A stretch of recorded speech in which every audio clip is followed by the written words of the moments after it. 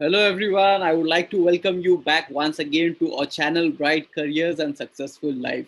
As today I had some connects, one-to-one connects with some of the job seekers, and we really came out with some of those discussions with some of those points which people are really messing it all. I thought of sharing all these information with you so that if you are also in your job search process, it would help you as well. So the primary thing I would like to start with the primary thing that is like switching of skill sets. Is whenever someone says that you want to switch skill set to some another job, what exactly is it? Is it so simple? So these are so many questions and confusions related to it. So you remember, guys, if you want to switch to a skill set, take this call very much early in your career, because more and more delay you make, for if in case you end up in making 5 years, 6 years, 7 years in one particular skill set, and then you start switching to another skill set, then you thought that okay, this is not the skill set that you want to work on. But what will happen is the other skill set for which you would like to work on, your experience level will not match your years of experience. And those people, if they want to hire someone there, they will rather go for freshers instead of having a person with experience in another skill set and fresher in that particular domain. Understood, right? So if you want to switch, make early calls.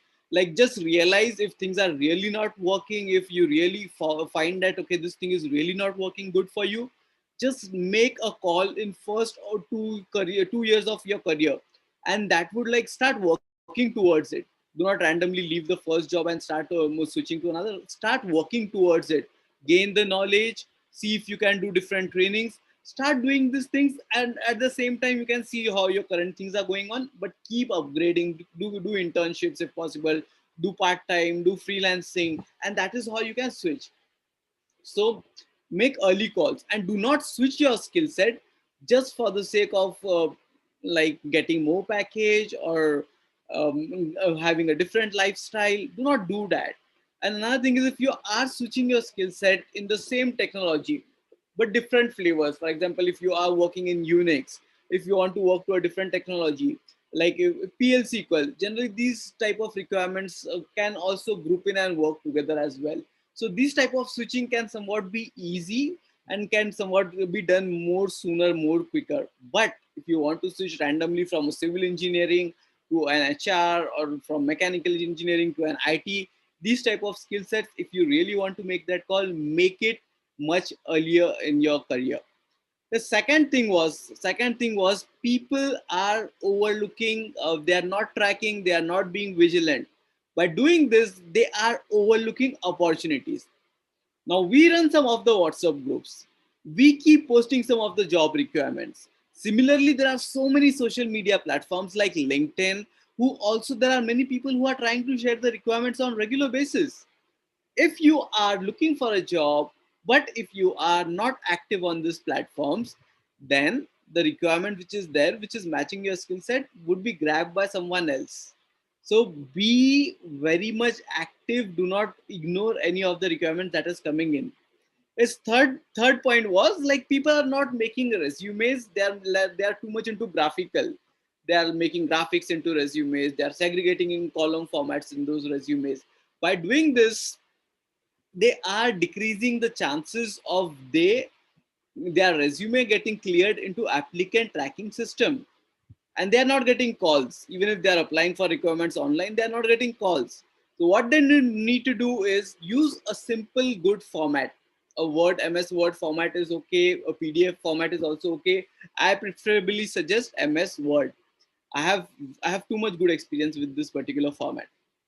Make it simple. Do not segregate into columns. Do not use graphical representations. I have made some videos when it comes to ATS. I will paste it in the description as well. And fourth thing is, start tracking what you are doing. Start tracking what you are doing. If you are sharing a resume with a particular recruiter and if he is not responding, how will you know? If you do not track it, and if you have been applying for multiple requirements, how will you know? So people are not doing follow-ups, and then they are saying that the recruiters are not responding back to them. How will a recruiter respond back when he is getting some hundreds of resumes for 5 requirements? If you are not doing follow-up, he's definitely going to select the person who have been doing the follow-up. And if he may miss your profile, So follow up is again an important thing, and track things so that you understand which profile, what is the status of your profile, which for which particular recruiter. Then that will also, tracking will also help you to analyze where things are going wrong when it comes to job search process. So ensure that you do all these five things. These were out from our today's discussions. I really thought of sharing this, so I shared this. I will just cover it all for you. Be careful about switching the skill sets. Do not make it too delay. It would make tough life for you. Do not unnecessarily switch skill sets. Second thing, use good format resumes, simple resumes which goes through ATS. I've made a detailed video. Start being very vigilant on the platforms wherein you get job posts, LinkedIn platforms, social media platforms as well. Then start following up and start tracking these things, because these are the things, as soon as you see this video and if you are looking for a job, start putting all these things into practice and things will be very different for you. That's it, people. Thank you. That's it from my end. Thank you all, and I wish you all the very best. Have a good